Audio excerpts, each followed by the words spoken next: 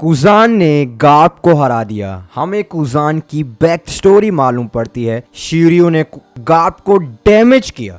And सबसे बड़ा question इस चैप्टर को पढ़ने के बाद एक ही आता है, क्या कुजान एक स्वॉर्ड्स का मेंबर है या फिर नहीं। नाउ इस चैप्टर का नाम है द बैटलशिप्स बैक, जहां इस चैप्टर की शुरुआत होती है कुजान एंड गार्प की बैक स्टोरी से, जहां पे हमें कुछ शिप्स दिखाई जाती हैं जो as a punching bag use करी जा रही हैं गार्प के द्वारा। Well there is no doubt that Garp की फिस्ट सबसे स्ट्रॉन्गेस्ट फिस्ट है इस वन पीस में। Then cut to the next scene, हमें हाशिनुजु दिखाया जाता है जहां पे सन जुंग वुल्फ पानी में गिरते हुए दिखता है, जो कि गार्प ने किया। अब इस सीन में हमें ये नहीं दिखाया जाता कि गार्प इसको करता कैसे है, बट वो उस टाइम पे पानी में होता है एंड ब्लैक बियर्ड के पायरेट्स उसकी मदद करने की कोशिश कर रहे होते हैं, क्योंकि he is a devil fruit user, तो वो डूब के ही मर जाएगा। देन हमें विश्को शॉट दिखाया जाता है जो कि गार्प के ऊपर अपने शोगु रूपू से एक फ्लेम अटैक करता है गार्प के ऊपर,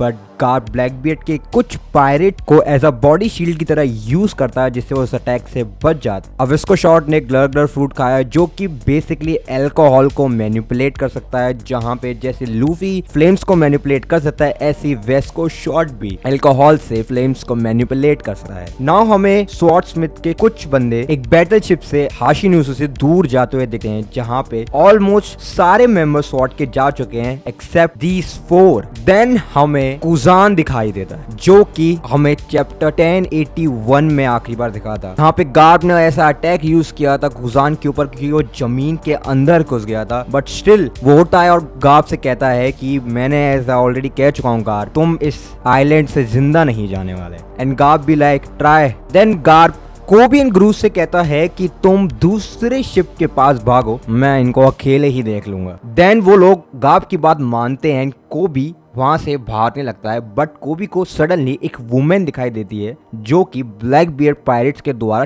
टॉर्चर करी जा रही होती है। सो कोबी उसकी मदद करने की कोशिश करता है, बट वो वहां पे ट्रिक हो जाता है, क्योंकि वो लड़की खुद एक ब्लैक बियर्ड पायरेट की क्रू मेंबर होती। देन सडनली हमें शिरियो दिखाई देता है जो कि कोबी को स्टैब करने वाला होता है, बट सडनली वहां पे गार्प आ जाता है एंड वो गार्प को स्टैब कर देता है। यहाँ पे सबसे बड़ी बात तो ये है कि शिरियो ने गार्प को स्टैब कर दिया एंड आई थिंक कि गार्प उस टाइम पे आर्मामेंट हॉकी को यूज कर रहा होगा, but still Shiryu was manage to do it. Then Koby Garp से माफी मांगता है, बट गार्प कहता है कि तुम्हें माफी मांगने की कोई जरूरत नहीं है, शिरियो मुझ पे शुरू से एम करके बैठा हुआ था। देन गार्प एक बहुत ही ताकतवर फिस्ट बनाता है एंड डायरेक्ट शिरियो को जड़ता है, जिससे शिरियो बहुत पीछे हो जाता है, जो काफी डैमेज लग रहा होता है, but not that much damage, क्योंकि after all he is the right man of the Blackbeard pirates. इतनी जल्दी तो खत्म नहीं होने वाला। जहां पे शिरियो हंस रहा होता है, जहां पे गार्प शिरियो को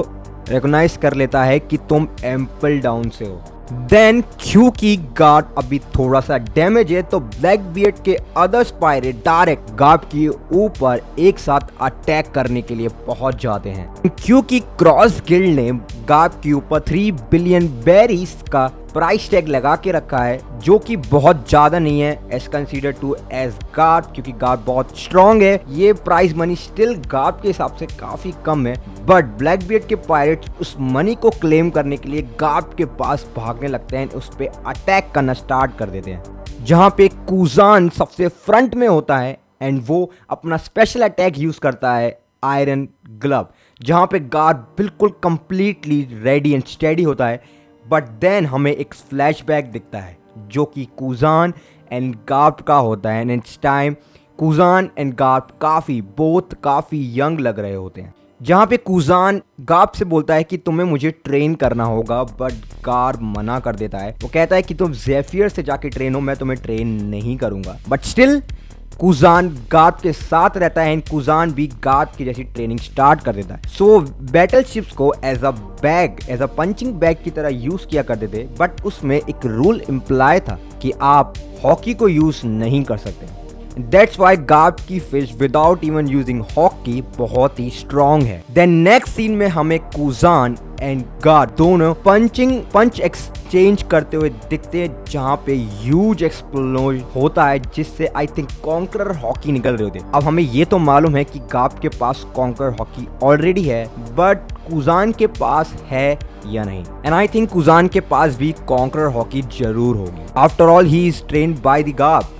जहाँ पे गार्प एंड कुजान दोनों बहुत ही ज्यादा दूर होते हुए गिरते हैं। बट नेक्स्ट सीन में हमें गार्प जमीन पे गिरा हुआ दिखता है एंड ब्लैक बियर्ड पायरेट्स उसको घेरे होते हैं। एंड कोबी एंड गार्प दोनों बहुत ही ज्यादा चिल्ला के कहते हैं गार्प, बट गार्प उनको कहता है डरने की कोई जरूरत नहीं है कोबी, जस्टिल विल बी प्रोवेल। एंड यहाँ पे चैप्टर एंड हो जाता है। And I think this is the and for Garp. अभी नहीं, but I think few chapter में गार्प शायद मर जाएगा, क्योंकि he is already been so injured and अब उसकी ऑलरेडी एज भी हो चुकी है। बट इस चैप्टर को पढ़ने के बाद सबसे बड़ा सवाल मेरे को एक ही आया, क्या कुजान वाकई में एक स्वॉर्ड का मेंबर है? एंड वो ये कोशिश दिखा रहा है कि मैं ब्लैक बियर्ड पायरेट्स के लिए एक जासूस बन के आया हूँ स्वॉर्ड्स की तरफ से, ताकि मैं उन पे जासूसी कर पाऊँ। तो मुझे उनका भरोसा जीतने के लिए गार्प से लड़ना होगा। दैट्स वाई ये वो कर रहा है। एंड ये गार्प जानता है, तभी वो कुजान से लड़ रहा है, but by not using his full strength. मेरे को ऐसा लगता है। अब आपको इस चैप्टर को पढ़ने के बाद क्या लगता है, आप अपने ओपिनियंस मुझे